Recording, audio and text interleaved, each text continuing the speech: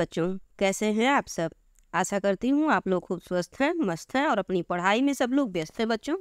आइए आज जो आपके पद्य खंड का अंतिम पाठ बच्चों, संत रैदास जी का जो जीवन परिचय है और प्रभु जी तुम चंदन हम पानी, इनकी जो दोहा पंक्ति है बच्चों, इसको हम समझेंगे। ये पाठ 13 है और ये आपका अंतिम पंक्ति है। और बच्चों इसके बाद हम संस्कृत विषय की ओर आगे बढ़ेंगे, जो हमारे पाठ्यक्रम में अनिवार्य संस्कृत है। तो चलिए बच्चों, सबसे पहले इनके संक्षिप्त परिचय को देख लेते हैं। यही आप अपनी कॉपी में उतार लीजिए और अपनी जहाँ बैठते हैं पढ़ने के लिए वहाँ पेस्ट कर लीजिए, चिपका लीजिए और फिर इसी को बार बार देखते रहिए, पढ़ते रहिए, देखते रहिए। और जितना हमने पढ़ा दिया है जो हाफ ईयरली एग्जाम के बाद है बच्चों, उसी को सारे जितने कवि हैं अभी तक, उसी सारे कवियों का जीवन परिचय, संक्षिप्त जो जीवन परिचय, उसी को लिख के ऐसे चिपका लीजिए, बार बार दोहराते रहिए बस। तो अब आइए आगे बढ़ते हैं। इनका जन्म बच्चों सन 1388 माना जाता है, लगभग। स्थान मडुआडीह वाराणसी में माना जाता है। और ये कबीर के गुरु भाई थे, अर्थात जो कबीर जी के जो गुरु थे रामानंद जी, तो उन्हीं के ये भी शिष्य थे, तो इसलिए दोनों गुरु भाई हो गए कबीर जी के। ये देखिए इनके भी गुरु रामानंद जी हैं। और इनकी मृत्यु बच्चों 1518 में, जन्म 1388 में होता है। ये ईस्वी है बच्चों, इसी को आप याद कीजिएगा। और इनकी मृत्यु 1518 में हो जाता है। ये तो हो गया इनका संक्षिप्त परिचय। अब आइए इनके बारे में थोड़ा सा विस्तार से जान लेते हैं, क्योंकि जीवन परिचय को विस्तार से लिखना पड़ेगा। तो सबसे पहले बच्चों जो ये जन्म होता है, स्थान, ये सब चीज़ें हम इनके बारे में विस्तार से पहले लिखते हैं। तो जीवन परिचय में देखिए, भक्तकालीन, भक्त के, हाँ, इससे संबंधित क्वेश्चन पूछ सकता है बच्चों। पहला ही जो पंक्ति है आपका कि भक्तकालीन कवियों में संत रैदास का महत्वपूर्ण स्थान रहा। तो आपसे पूछ लेगा क्वेश्चन कि संत रैदास किस काल के कवि थे, बस इतना क्वेश्चन पूछेगा। तो आप बताएंगे कि भक्त काल के कवि थे, भक्ति काल के कवि थे। वह अपने समय के प्रसिद्ध संत थे। कबीर ने संतनी में रविदास संत कहकर, कबीर ने संतनी में रविदास संत कहकर उनका महत्व बढ़ाया, अर्थात संतनों में रविदास महत्वपूर्ण है। किंतु सटीक साक्ष्यों के अभाव में आज भी इनका जीवन अंधकारपूर्ण है, क्योंकि इनके बारे में सटीक साक्ष्य नहीं प्राप्त हो पा रहे हैं। रैदास की अनेक कृतियों में उनके अनेक नाम देखने को मिलते हैं, मतलब जो उनकी अलग अलग कृतियाँ, उनमें अलग अलग नाम देखने को मिलते हैं। देश के विभिन्न भागों में उनके ऐसे अनेक नाम प्रचलित हैं जिनमें उच्चारण की दृष्टि से थोड़ा अंतर है। रैदास पंजाब में, रविदास आधुनिक वर्तमान में सब लोग रविदास कहते हैं, रैदास, और रदास बीकानेर की प्रतियों में मिलता है। रविदास आदि नाम इस उच्चारण की भिन्नता को ही प्रकट करते हैं। इसीलिए लोक प्रचलन और सुविधा की दृष्टि से उनका मूल नाम रैदास ही स्वीकार किया जाता है।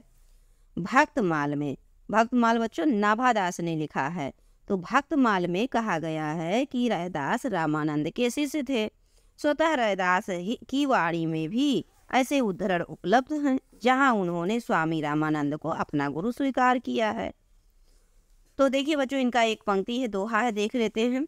रामानंद मोहि गुरु मिलियो, पायो ब्रह्म विशास, और रस नाम अमीरस पियो, रैदास ही भयो पलास। तो इस तरह से खुद की इनकी पंक्ति है। और इसमें देखिए रामानंद मोहि गुरु मिलियो, तो इससे स्पष्ट होता है कि इनके गुरु रामानंद ही थे। रामानंद का समय बच्चों 14वीं शताब्दी के मध्य, 15वीं शताब्दी के उत्तरार्ध, अर्थात जो 14वीं शताब्दी थी उसके बीच में, मतलब बीच से, और जो 15वीं शताब्दी थी उसके बाद, अंतिम, मतलब जो 15वीं शताब्दी थी उसका अंतिम भाग तक माना जाता है उनका जन्म। किंतु इसकी विरोधी धारणा है, ये भी प्रचलित है कि रैदास मीरा के गुरु थे, मीराबाई के। तो मीरा का समय बच्चों 16वीं शताब्दी के मध्य से 17वीं शताब्दी के आरंभ तक माना गया है।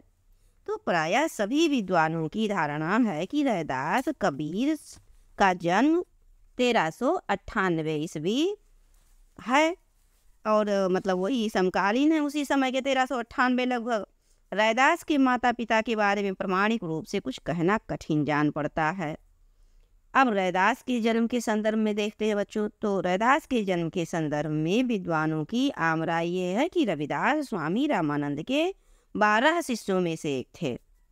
उनका नाम रैदास प्रचलित है। उनका जन्म काशी में मडुआडीह ग्राम में सन 1388 ईस्वी में माघी पूर्णिमा को रविवार के दिन हुआ था। रविवार को जन्म होने के कारण उनका नाम रविदास पड़ा। साहित्यिक सेवाओं को अब देख लेते हैं बच्चों। इनकी साहित्य अभी तक तो इनके जीवन परिचय का था। अब इसी प्रकार से ये पूरा आपको याद करना पड़ेगा। बस ये है कि अगर मान लीजिए इसमें इतना सारा लिखा है तो आप जब पूरा पढ़ेंगे याद करेंगे तो थोड़ा बहुत तो लिख के आएंगे ही, बस यही चाहिए। और संक्षिप्त परिचय पर फोकस कीजिएगा जो फ्लो चार्ट बना हुआ है। अब देखते हैं साहित्य परिचय। तो संत रैदास उन महान संतों में स्थान रखते हैं जिन्होंने अपनी रचनाओं के माध्यम से समाज में व्याप्त बुराइयों को दूर करने में महत्वपूर्ण योगदान दिया है। रैदास जाति प्रथा, धार्मिक आडंबर, छुआछूत और ऐसी अनेक सामाजिक बुराइयों के प्रति हमें सचेत कर रहे हैं। वह झूठी मर्यादा, झूठी श्रेष्ठता, दंभ से बचने की सीख देते हैं। अहंकार, दंभ अर्थात अहंकार से बचने की सीख देते हैं। वह सहज मार्ग अपनाने पर बल देते हैं। मान अपमान, आशा निराशा, सुख दुख आदि से परे होकर ईश्वर को अंतिम सत्य और स्वयं को एक माध्यम मात्र मानना सहज मार्ग है। रैदास के ईश्वर निराकार हैं। रैदास के जो मतलब ये निराकार ईश्वर को मानते थे, कबीरदास की तरह। अब इनकी रचनाओं को देख लेते हैं बच्चों। ये रचनाएं सब आपको पढ़ना पड़ेगा और इसमें कम से कम 2 से 4 रचनाएं आपकी परीक्षा में अब जब हम क्वेश्चन आपको करवाएंगे तो उसमें 2-4 रचनाएं पूछ लिया जाएगा। उसी प्रकार से क्वेश्चन में आपसे पूछ सकता है, या तो फिर इनका जीवन परिचय पूछा जाएगा। तो डिटेल में आप जिस तरह से हेडिंग टू हेडिंग चीज़ें लिखा गया है वैसे आपको लिखना रहेगा। तो जब आप 2-4 चीज़ याद कर लेंगे तो कम से कम 2 या 3 लिख देना रहेगा, पूरा नंबर आपको मिलेगा बच्चों। तो मैक्सिमम कोशिश कीजिएगा याद करने का। रैदास के 40 पद गुरु ग्रंथ साहब में संकलित हैं। गुरु ग्रंथ साहब एक ग्रंथ है बच्चों, उसी में उनके 40 पद जो हैं इकट्ठा हैं, संकलित हैं। अनेक विद्वानों ने रैदास की वाणियों का संकलन करके रचना की है जो निम्न प्रकार से है। तो आदि ग्रंथ में उपलब्ध रैदास की वाणी, रैदास की वाणी सिर्फ है। बेलवेडियर प्रेस, रैदास की वाणी बेलवेडियर प्रेस, उसके बाद मतलब इनके द्वारा प्रकाशित हुआ बेलवेडियर प्रेस के द्वारा रैदास की वाणी। फिर संत रैदास और उनका काव्य संपादक रामानंद शास्त्री तथा वीरेंद्र शास्त्री पांडे।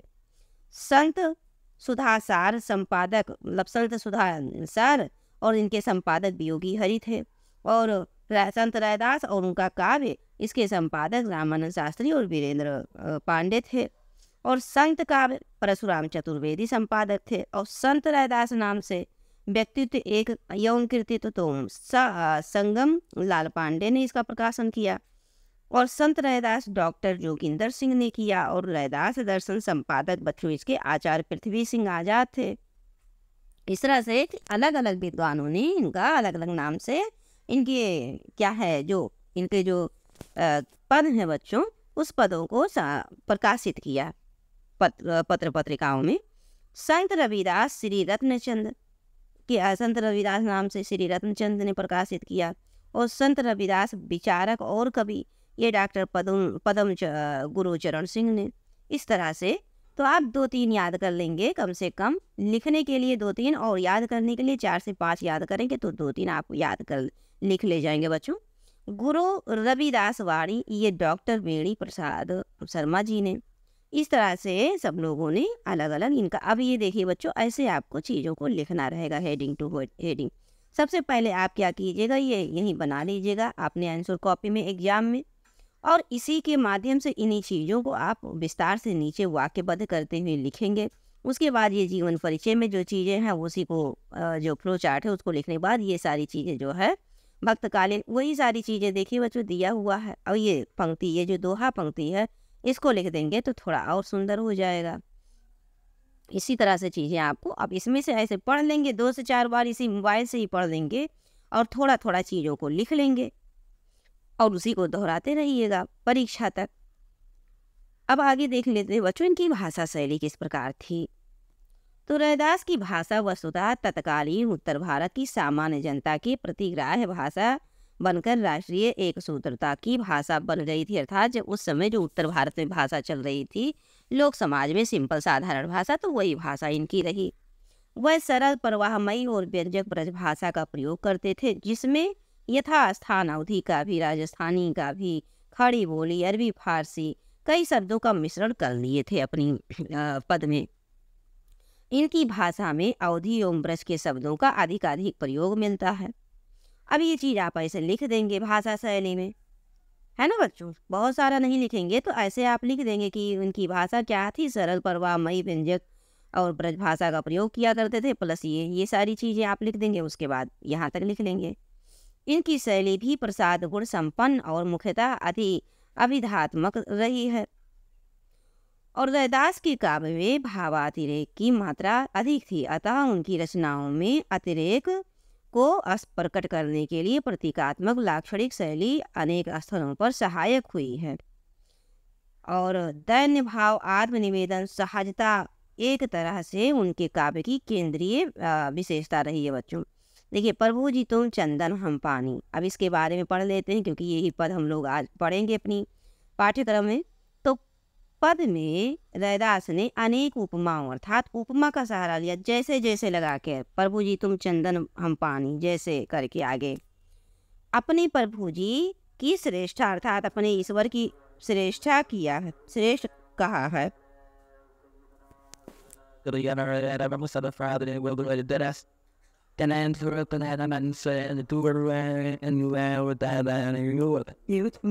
श्रेष्ठी कर कहाँ से पूछ करी, पहुंच नहीं करियो, जल्दी देखो ज्योतिया बन गए। कब है? प्रभु जी तुम चंदन हम पानी, इसके बारे में समझ लेते हैं बच्चों। पद में रैदास ने अनेक उपमाओं का सहारा लेते हुए अपने प्रभु जी की श्रेष्ठता का उल्लेख किया है, और वह अपने प्रभु जी के साथ विभिन्न रूपों से जुड़े हुए बताए हैं पद के माध्यम से। प्रभु चंदन तो वह पानी है, प्रभु घन तो वह मोर है, प्रभु चंद तो वह चकोर है। भक्ति का यह रूप बच्चों कोमल है और अत्यंत विमल भी है। भाषिक दृष्टि से भी यह पद अत्यंत संप्रेष और सहज है। इस पद में कवि विभिन्न उपमाओं से अपना समर्पण व्यंजित करता है। अब आइए बच्चों हम इस पंक्ति को भी समझ लेते हैं, इनके पद को। प्रभु जी तुम चंदन हम पानी, जाकी अंगंग बास समानी। अब यह बड़ा ही सुंदर पंक्ति है बच्चों। यहाँ पर समझिए, संत रविदास जी कहते हैं चंदन का अर्थ सुगंध होता है, आप जानते हैं। जाकी अर्थात जिसके, और बास मतलब सुगंध बच्चों, सुगंध, और समाई समाया हुआ है। तो अब इसके भाव को समझिए कि रैदास जी क्या कह रहे हैं कि हे प्रभु, हे ईश्वर, तुम चंदन हो अगर, तो हम पानी हैं। जिस प्रकार से चंदन पानी में घुलकर पानी को सुगंधित कर देता है, उसी प्रकार आप मेरे जीवन में आकर मुझे सुगंधित कर दिए हैं। आप मेरे अंग अंग में समा गए हैं, अर्थात आपका वास हमारे पूरे अंग अंग में, अंतरात्मा में हो गया है।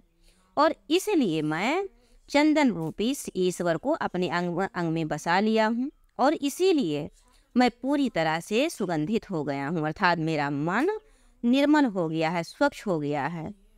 जिस प्रकार चंदन के संपर्क में रहने से पानी में सुगंध फैल जाता है, उसी प्रकार मेरे तन मन में तुम्हारे प्रेम की सुगंध व्याप्त हो गई है। तो यहाँ बच्चों देखिए, सदुक्कड़ी भाषा है, अवधी, खड़ी, राजस्थानी मिश्रण है। आप तो पहले जीवन परिचय में ही पढ़ चुके हैं। और शैली कैसी है, तो बच्चों गे पद में है, भक्ति और रस, इसमें भक्ति रस है बच्चों, गुण माधुर्य है, और शब्द शक्ति इसमें आपको अभिधा मिलेगा। प्रभु जी तुम चंदन हम पानी, जाकी अंगन वास समानी। चलिए अब नेक्स्ट देखते हैं। प्रभु जी तुम घन बन हम मोरा, प्रभु जी तुम घन बन हम मोरा, जैसे चितवत चंद चकोरा। अब इस पंक्ति को समझिए बच्चों, क्या कह रहे हैं रैदास जी। कहते हैं कि हे प्रभु, आप आकाश में छाए बादल के समान हो, तो मैं जंगल में नाचने वाले मोर के समान हूँ। जैसे बरसात में घुमड़ते बादल को देखकर मोर खुशी से नाचने लगता है, उसी प्रकार मैं आपके दर्शन पाकर खुशी से भावमुग्ध हो गया हूँ, आनंदित हो गया हूँ। कहने का आशय यहाँ ये है बच्चों कि जिस प्रकार चकोर पंछी सदा अपने चंद्रमा की ओर देखता है, ताकता रहता है, उसी प्रकार मैं भी सदा तुम्हारे प्रेम को पाने के लिए तरसता रहता हूँ, देखता रहता हूँ। ये कहते हैं रैदास जी। अब आगे नेक्स्ट पंक्ति को हम लोग देखते हैं बच्चों। प्रभु जी तुम दीपक हम बाती, जाकी ज्योति बरस सुखदाती। प्रभु जी तुम दीपक हम बाती। यहाँ पर रैदास जी कह रहे हैं बच्चों कि हे प्रभु, हे ईश्वर, तुम दीपक हो और मैं तुम्हारी बाती के समान हूँ, जो सदैव तुम्हारे प्रेम में जलता रहता है। कहने का अभिप्राय ये है कि जिस प्रकार दीपक ज्योति बनकर हमें राह दिखाता है या हमारा मार्गदर्शन करता है, ठीक उसी प्रकार हे ईश्वर, हे प्रभु, हे भगवान, तुम भी मेरे जीवन के मार्गदर्शक हो। दीपक के बिना बाती का कोई अस्तित्व नहीं होता, उसी प्रकार मेरा भी आपके सिवा, आपके बिना कोई भी अस्तित्व नहीं है। अब देखिए बच्चों, प्रभु जी तुम मोती हम धागा, जैसे सो नहीं मिले सुहागा। प्रभु जी तुम मोती हम धागा। अब इसको समझ लेते हैं बच्चों, इसमें कवि क्या कह रहे हैं। कवि कहते हैं कि हे ईश्वर, हे प्रभु, तुम मोती के समान उज्ज्वल, पवित्र और सुंदर हो, मैं उसमें पिरोया हुआ धागा के समान हूँ। इस प्रकार तुम्हारा और मेरा मिलन सोने और सुहागे के मिलन के समान पवित्र है। जैसे सुहागे के संपर्क में से सोना क्या हो जाता है, खरा हो जाता है, चमकीला हो जाता है, उसी प्रकार मैं तुम्हारे संपर्क से पवित्र हो गया हूँ। अब अंतिम पंक्ति देख लेते हैं बच्चों। प्रभु जी तुम स्वामी हम दासा, ऐसी भक्ति करे रहे दासा। प्रभु जी तुम स्वामी हम दासा। आइए बच्चों अंतिम पंक्ति को समझते हैं, ये हमारी परीक्षा की दृष्टि से मोस्ट इम्पोर्टेंट है। इससे एक न एक प्रश्न अवश्य बन सकता है बच्चों। चलिए तो इसके भाव को सबसे पहले समझते हैं। प्रभु जी तुम स्वामी हम दासा, ऐसी भक्ति करे रहे दासा। तो हे प्रभु, रैदास जी कहते हैं हे प्रभु, हे ईश्वर, तुम स्वामी और मैं तुम्हारा दास हूँ, अर्थात मैं तुम्हारी भक्ति में मग्न रहने वाला तुम्हारा दास हूँ। रैदास जी ईश्वर को अपना अभिन्न अंग, मतलब अपना अंग मानते हुए, अपना एक अभिन्न अंग मानते हुए कह रहे हैं कि भक्त ने भगवान के साथ ऐसे सुंदर सुंदर संबंध जोड़े हैं कि ना तो भक्त भगवान से दूर रह सकते हैं और ना ही भगवान भक्त से दूर रह सकते हैं। तो इसमें भाषा बच्चों हमने आपको बताया था कि सधु कड़ी भाषा है, गुण इसमें माधुर्य गुण है, और भक्ति तो आप जानते हैं बच्चों कि रस इसमें भक्ति रस है। आपसे क्वेश्चन पूछे तो आप इसमें रस को भक्ति रस बताएंगे, माधुर्य गुण बताएंगे। तो मुझे विश्वास है चीज़ें आप समझ पाए होंगे। ये हमने साथ में, क्योंकि दोनों थोड़ा सा छोटे थे, आपका ये जो संत रैदास जी के पद थे, तो हमने सोचा साथ में कंप्लीट करते हैं बच्चों। अब आपसे मिलेंगे हम नेक्स्ट क्लास में संस्कृत का जो अनिवार्य संस्कृत जो आपके पाठ्यक्रम में है बच्चों, वहाँ से प्रारंभ करेंगे। उसके आप अर्थों को समझेंगे, अनुवाद को समझेंगे और उससे संबंधित फिर क्वेश्चन देखेंगे बच्चों। उससे पहले हम इससे रिलेटिव एक क्वेश्चन हल कर लेंगे जिससे कि आपको क्लियर हो जाए, और उसी को आप तैयार करके जाइएगा, वहीं से आपका क्वेश्चन भी बन जाएगा। मिलते हैं बच्चों आपको नेक्स्ट क्लास में इस रैदास जी के पद से संबंधित और उनके जीवन परिचय से संबंधित क्वेश्चन आंसर के साथ। जय हिंद बच्चों।